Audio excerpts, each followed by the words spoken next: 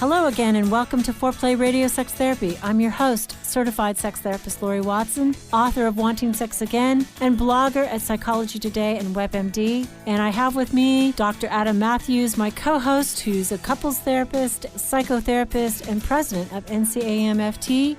Foreplay is dedicated to helping couples keep it hot. Thanks for listening. Now on to today's topic. Hey, happy Valentine's Day, everybody. This is your sex therapist, Laurie Watson, and your couples therapist, Dr. Adam Mathews. We thought we would drop this episode a little bit early so that we can help you, like we're going to try to help Adam overcome the Valentine's Day curse. Yeah, because Valentine's Day sucks and it's awful. But you like Valentine's Day. I do. You think it's a great day. You're giving out bottles of wine. You gave me a bottle of wine this morning. Yes. It's beautiful. You're early. Yeah, early. Your early Valentine's Day gift for you and your wife. And I will use it, but probably just not on Valentine's Day because it is absolutely cursed for us. Right. Like, I know you and your husband sometimes go out on different days besides Valentine's Day. Yeah. Every time my wife and I go out on Valentine's Day, something bad happens. A couple years ago, we went out on Valentine's Day. We thought we actually had a babysitter.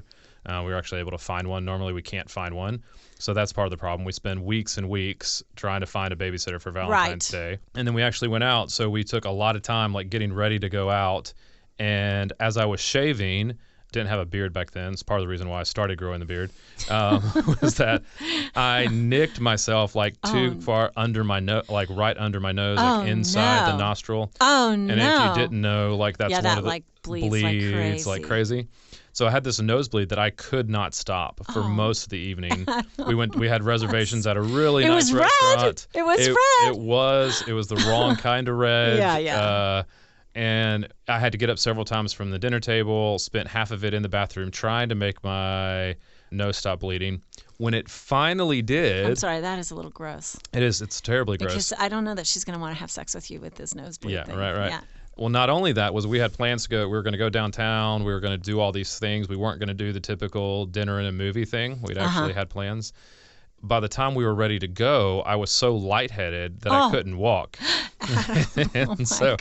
So then You lost so much blood. Oh, yeah. I lost so much blood through my nose that I couldn't. That is terrible. And so then we decided to actually just maybe a movie would be better. So we went to the closest theater, which was awful, like just a bad theater in general, and saw this movie, this high action movie. It was not very romantic anyway. It was the only one that was available that we both agreed we wanted to see. And toward the climax of the movie, when the hero, when the hero is right about to save the day or do something, it's about everybody's life. The world is in jeopardy, right? He's about to save the day. The movie cuts out. Like the movie theater goes dark, and they can't get it restarted.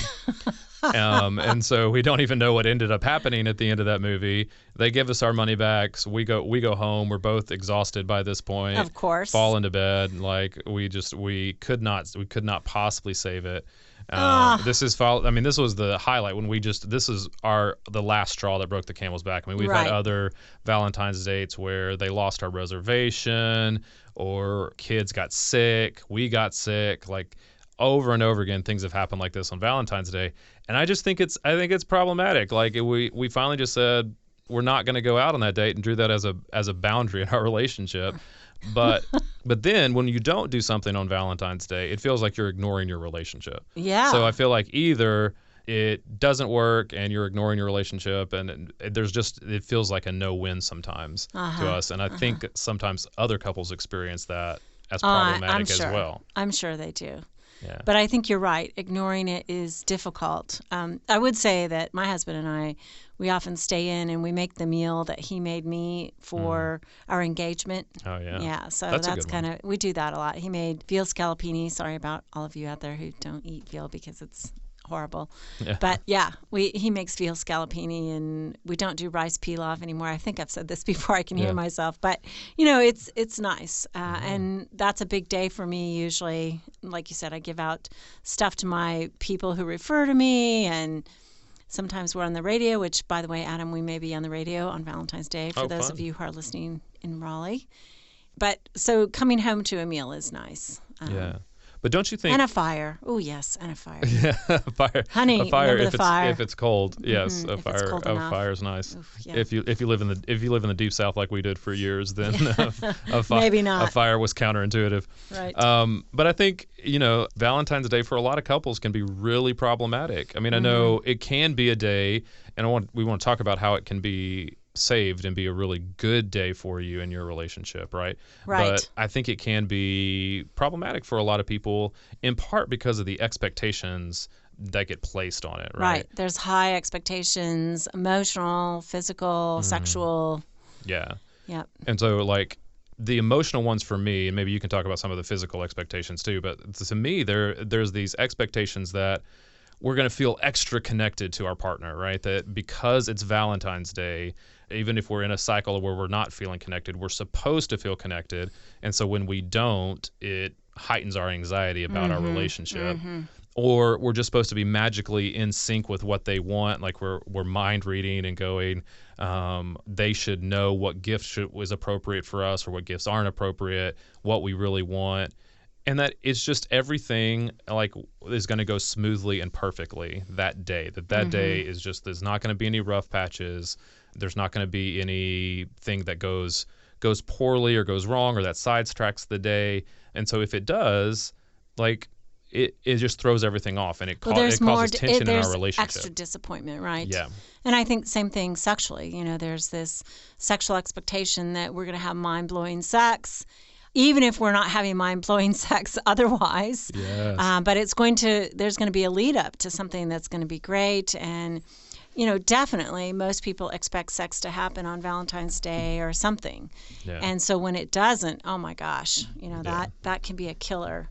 I would say February 15th is one of my highest call days. Yeah.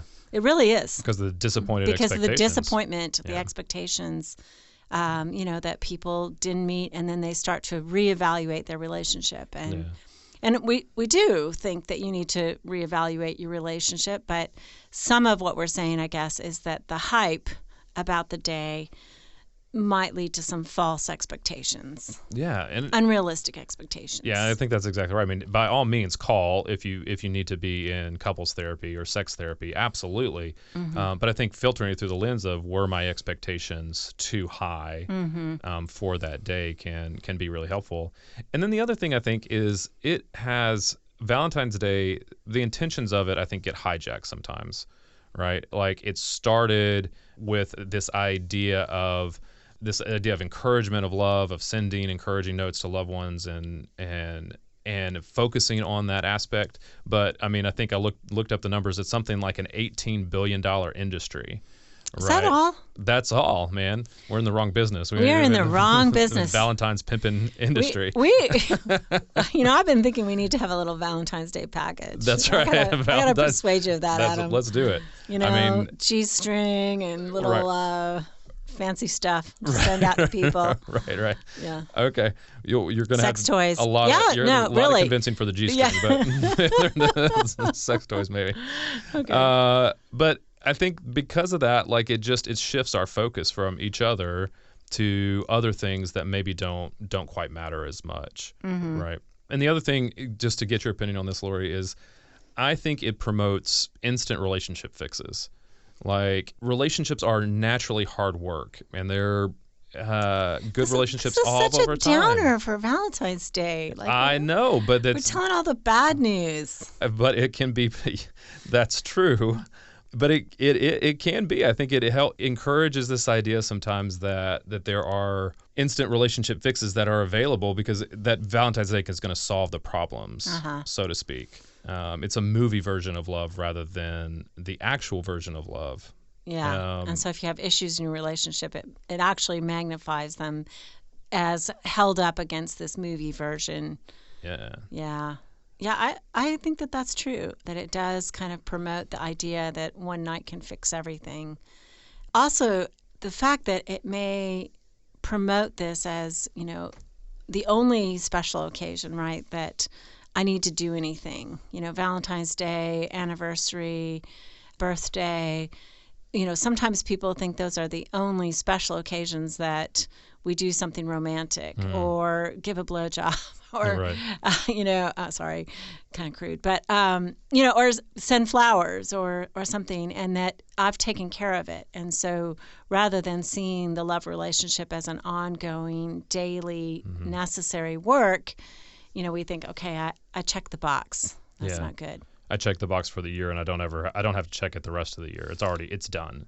Right. And then we've got the Facebook comparison, right? Oh, the Facebook comparison, the work comparison. I think that is one of the challenges of the day, is that when it is that we start talking about with each other about what did your person do for Valentine's Day? What did your person do?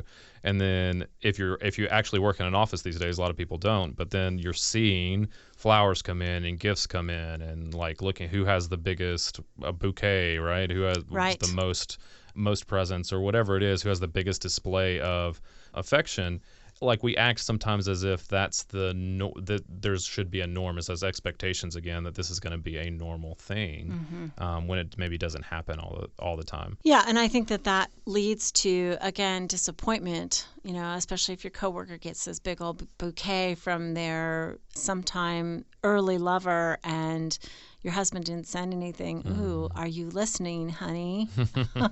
We've got a whole crew here of primarily female sexual therapists, and it's like, I'm looking to see what Valentine's Day will bring. Yeah, but I think you're right too. Facebook, social media just promotes all of that, because we're posting what we did for Valentine's Day, what we got for Valentine's Day online, and that comparison can just be really difficult. But maybe let's come back, and I want to just maybe talk about how the ways we try to solve that are not helpful, and then talk about some ways we solve that Valentine's Day tension. Good. Try to overcome Valentine's Day. Good. I need some help. We'll get to that good stuff. I need some hope. Thanks. Okay.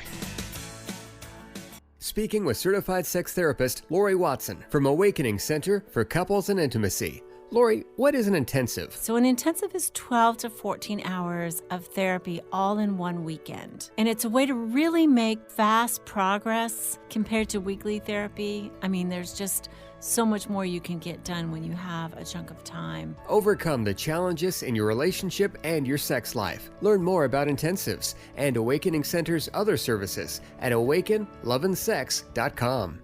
At Mathews Counseling, we believe it is our job to come alongside you in whatever difficult challenges of life you are in, and help you rediscover hope and to find the strength that you have to face those challenges. We strive to create a safe and comfortable place for you to explore who you want to be and identify the obstacles standing in your way. Oftentimes, the first step toward finding help is the hardest, but it can also be the bravest. Give us a call at 919-587-8018. Find us online at mathewscounseling.net. We look forward to working with you.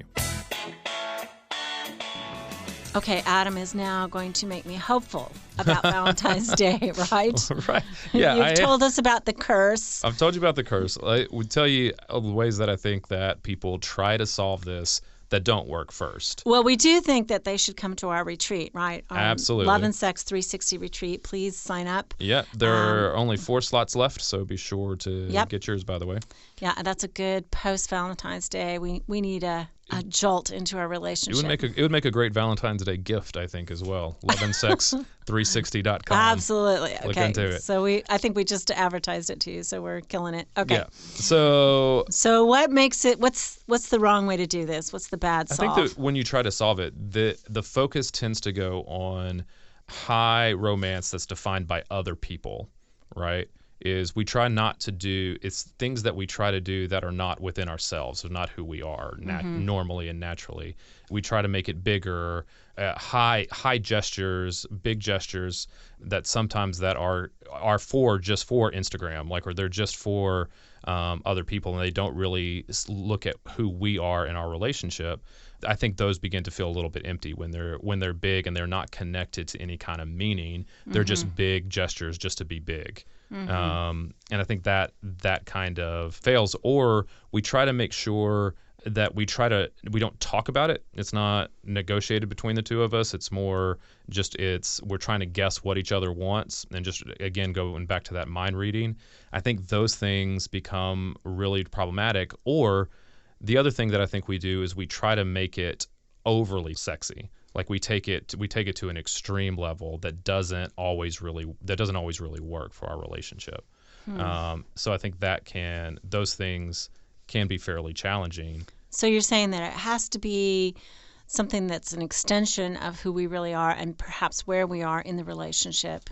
Yeah. That we have to make it a natural maybe next step, but not 3 steps beyond where we are because you think that's going to fail. Yeah, I think it should be shaped around your relationship. I think ultimately it should be a celebration of your relationship. I think that's what you talk about a lot is you're in favor of Valentine's Day because of that reason, right? Like that's when it's used correctly, when it's used to celebrate our relationship and it's defined by us, that it becomes better than it has been in the past or could be.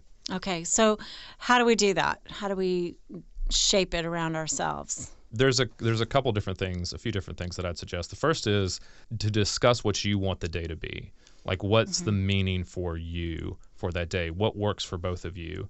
And I think we're going to get work? resistance on that, right? Because so many of us have the fantasy that our partner is going to surprise us or is going to know what we like, and to tell them is to kill it. I've said that twice. To tell them is to diminish kind of the joy of the day. I had one patient long ago whose birthday was the 15th and Valentine's Day was the 14th, and she just said, I can't tell him. I finally persuaded her to tell him what she really liked and wanted. He did it, and then she said, well, you just did it because I told you. Right. Yeah. And so I think that's a fear that if we discuss things, but this to me is a necessary loss of adulthood, that we have to give up the fantasy of our partner knowing what we want without telling them. So that is simply fantasy. So I agree with you totally. 2 of you discussing together what you want, what makes you happy. Well, and I think too, like, you could also discuss types of things that work for your relationship. And giving somebody a menu to choose from, rather than maybe if that's the case, telling them exactly what to do on the day. I think I think you're right that like we want that spontaneity of the fantasy rather than what actually really works and what actually makes things good. The other thing is what you were talking about you do with your husband, taking the pressure off by celebrating your relationship on a different day. Like, I think the idea that we have to use the 14th as the only day to celebrate, I think expanding that can take that pressure off a lot, make it a lot more casual, but give us a lot more freedom to do it when we have time, when it works for our schedules, when we can actually get a babysitter. Because this year even the 14th is on a Thursday, right? And so it's going to be tougher. Yeah. And this year it's going to be tougher for you, right? You're not allowed to drink wine these days, red wine. I can't. Giving poor Adam heartburn, and I gave him wine. It was like wine tempting him. I know. I'm sorry. Just for a little bit longer, hopefully. Okay. Hopefully the moratorium is off. Save that. Is off sometime soon. So what do you suggest maybe in terms of gifts that they can give each other? I think 2 gifts, right? One gift that is more, because we have that split of the emotional and physical expectations, right? I think one gift that really is about knowing the other person, right? That it's more about who they are and the things that they enjoy.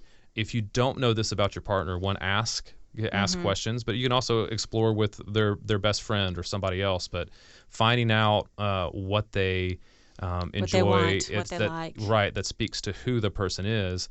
And then possibly another more sexy gift that's more in line with who you are as a couple. So sometimes that may mean, for us in this stage of life, it would be booking a hotel. Oh, yeah. Right, overnight, away from the kids and getting somebody to stay with the kids overnight.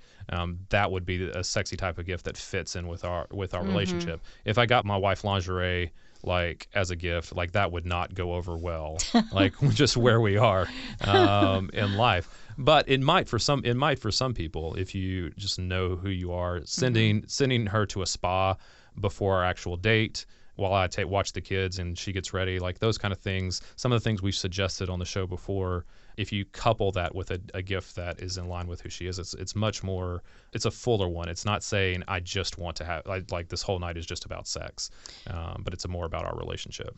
And I just think, if people are realizing that they are having to put effort into finding that special night and date and the babysitter, like, don't just book the babysitter for Valentine's night. Say, hey, by the way, can I book you every Thursday night? Yeah. Or, use this as motivation to set up something romantic in your relationship. Absolutely. For a regular basis. Yeah, I think that is such a great thing that if it extends to the rest of the year, and I think that motivation could also extend to making a plan for how you're going to celebrate your relationship throughout the year, right? Mm-hmm. I think it could be, I had a couple the other day that was talking about how they were using some of their date nights to plan their year in January. They were using it to plan trips away. Oh, fun. And they were talking about like what they wanted to do, where they wanted to go, experiences they wanted to have. And they enjoyed that very much together. Like it was just a part of something they do. So using Valentine's Day for that, I think, could be really great as well. Mm-hmm. I think another great idea is to really give to your partner in practical ways during the week of Valentine's Day. So many of us have a component of our love language that is helps or being served in that way. My husband is not as great a cook as I am, but oftentimes he has a hot meal on when I come home, and it is this huge gift. Yeah. It really is a huge gift. So I would say think about those distractions, mitigate the distractions of the household management by caring for each other. Find some way to give a little extra, whether it's taking an extra turn, putting the kids to bed, filling up your partner's tank with gas, volunteering to do something that was theirs originally, having that hot meal at the end of the day, or just like, hey, let me give you a foot rub, or I guess that's a touch one, but I'm really thinking about the helps because so many people are overwhelmed. Yeah. And I think what you've described really is your stage of life is very overwhelming. Yeah. Children at home, running a business, all kinds of stuff are going on for you. And so that helping, I think, just adds to, okay, now we can celebrate. We've got our stuff done. Yeah, it takes some pressure, some responsibility off of your plate. It gives you, I think everybody feels freer and more ready to, like you said, celebrate or be together or be present when we feel like some of those worries or distractions have already been taken care of. So I love that idea. I think that's great. The boxes are checked, and so I can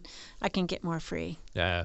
The other thing, Laurie, the last one that I kind of offer as well is that I think when couples try new things together, there's just more energy in the relationship. There's more to talk about. Oftentimes I hear couples say, well, we don't have anything in common. And what has really happened is they've stopped trying new things together. And it's just sucked all the energy out of their relationship. And so Valentine's Day, I think, can be a great time to say, hey, let's try something new, even if it's just a new style of restaurant that we don't normally go to, or there's a new club that's a jazz club that we've never been to downtown. Oh, that sounds fun. Let's do that. Or there's just something that we don't normally do that we're just trying together. We're both novices at it. It's not like one person's the expert at it and the other person is tagging along. There's just something to that I think could be really energizing to the relationship. And even if you don't do it on that day, but doing something during this week that just says, let's try something new together. And, the science says, right, that releases oxytocin in our brain, and oxytocin actually makes us feel more sexual desire. So that is why dating is self-referring to sex, because they're often trying new things together, more oxytocin, more sexual desire. So definitely, and we know we've said kind of, don't stretch yourself too far on Valentine's Day because we're not sure it will work. But that next step may be something that is just a little different that helps you, and that helps the brain for sure. Absolutely. So use it well. Use it for what it's intended to. Best of luck on Valentine's Day. We hope it's awesome. We hope you have great times together, but just keep all of this in mind. And we just break the curse for you. Have a happy Valentine's Day. You can now call in your questions to the 4Play question voicemail. Dial 833-MY-4Play. That's 833-4-PLAY. And we'll use the questions for our mailbag episodes. Hey, help us stay on top here at 4Play. We'd love it if you would subscribe and share it with your friends. And please take 1 sec and rate and review us. Thanks so much. All content is for entertainment purposes only and should not be considered as a substitute for therapy by a